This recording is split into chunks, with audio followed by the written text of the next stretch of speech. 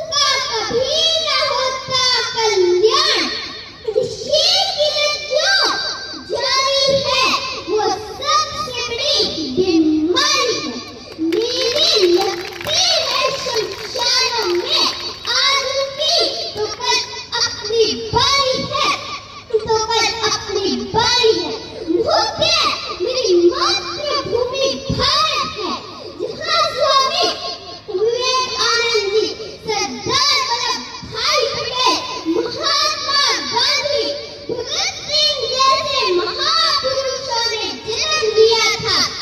और आज उसी मातृभूमि का युवा तेज गति से नशे की चपेट में फंसता हुआ नजर आ रहा है।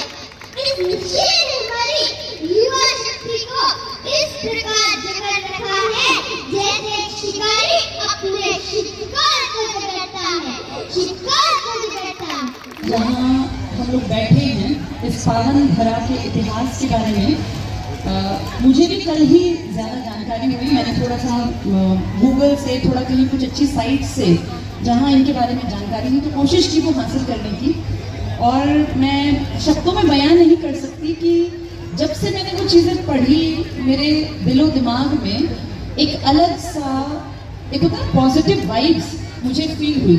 मैं अमूमन पढ़ाई के साथ तपस्या और इन सबको नहीं जोड़ के देखती थी, लेकिन कल जब मैंने लोगों के इतिहास को जाना कि कैसे गोरखनाथ जी ने एक विचारधारा के साथ अपना एक मिशन बनाया था, और आज जिस पावन धरा पे आप बैठे हैं, ये कोत कला जो ये मठ है, इस मठ का इतिहास बहुत बहुत प्राचीन है।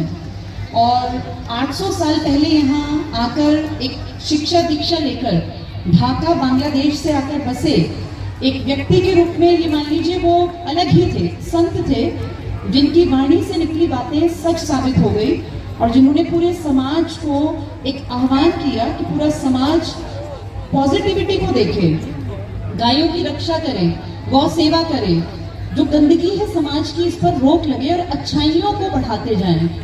जो ये पावन धरा हमारे लद्दाई नाथ जी की, जो ये कोत गांव हिसार में जो ये गद्दी है, यहाँ जितने लोग हुए हैं, जितने संत यहाँ बैठे हैं, गद्दी नशी हुए हैं, इनमें से भी हमारे सामने शुक्राई नाथ जी बहुत सिद्ध संत हैं। इनसे पहले जितने लोगों ने काम किया वो भी बहुत काबिल तारीफ था, और उनकी भी आत्मा जहाँ कहीं होगी, उनकी क्योंकि शरीर ब्रह्मलीन हो गया है, तो बड़े खुश होंगे वो आज देख के कि जो उनका मिशन था, जो उनका विजन था, युवाओं को सही मार्ग दिखाना, वो काफी हद तक आज वहाँ कहीं से हमें देख रहे होंगे तो बहुत खुश हो रहे होंगे कि जो वैदिक सभ्यता थी, सनातन की परिपाटी से जो एक जरूरत थी संतों और शिक्षकों को इस कलयुग में एक करने की, वो हमारे सिद्ध शुक्राई नाथ जी ने पूरी कर दी।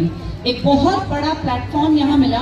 हम टीचर्स को और संतों के साथ जब हम बैठ के आगे की भविष्य की प्लानिंग करेंगे तो मैं 100% श्योर हूँ कि आने वाली भविष्य की पीढ़ियों के लिए कुछ बहुत बेहतरीन हम लोग सोच विचार के अच्छा प्लान कर पाएंगे। आज यहाँ आने का टारगेट महज 1,11,000 रुपए की धनराशि किसी भी स्टूडेंट का नहीं था।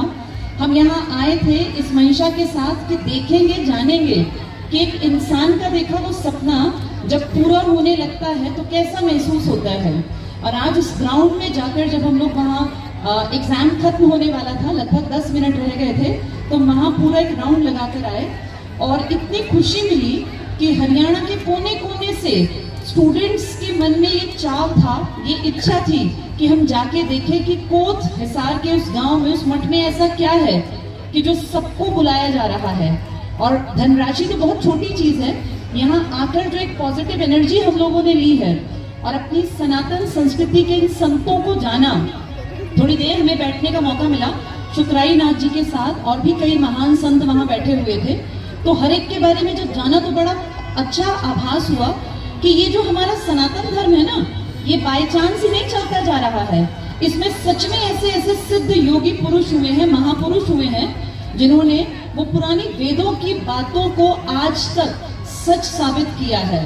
ये उस जो पुरानी हमारा कल्चर था, हमारी संस्कृति थी, हमारी सभ्यता थी, उसको आज की पीढ़ी तक ले जाने की चाहत रखते हैं। और जहाँ टीचर्स का साथ मिल गया, संतों का साथ मिल गया, ऐसी पावन धरा भविष्य का निर्माण करने में सक्षम रहेगी, क्योंकि शिक्षा वो हथियार है जो जिंदगियां बदल सकता है। अभी आपने बेटी अग्नि को देखा, अग्नि को जब मैं सुन रही थी तो मैं ये सोच रही थी कि जब मैंने बोलना शुरू किया, मैं शायद 5वीं 6वीं क्लास में थी जब पहली बार मैं स्टेज पे गई थी, और मुझे ध्यान है कि डर लगा था कि पता नहीं कहीं मुझे ये पोएम, मैंने हिमालय के ऊपर एक कविता गाई थी और वो हिमालय की पोएम मुझे लगा था मैंने याद तो कर ली पर वहाँ जाके शायद मैं भूल जाऊंगी। शायद उसमें 4 ही पैराग्राफ थे।